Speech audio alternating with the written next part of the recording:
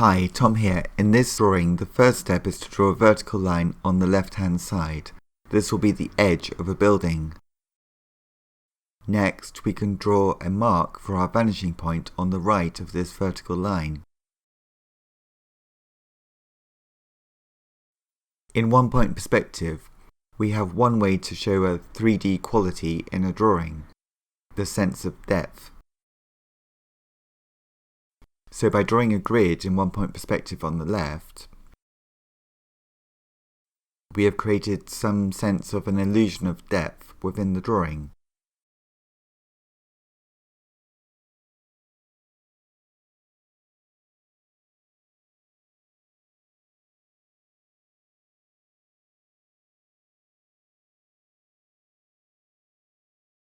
Next up, we can draw the front of a tall building.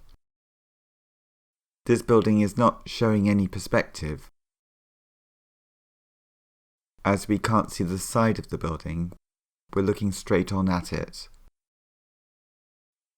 So all the vertical lines of this building will stay vertical and parallel to each other and parallel to the edge of the paper,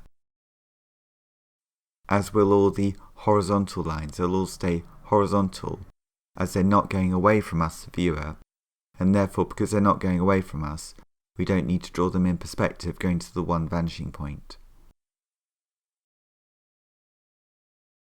Once you have the basic shape of a building, it might be a good idea to put in some of the details as you go along if you're using a pen. For this drawing you could use a pen or a pencil, doesn't really matter.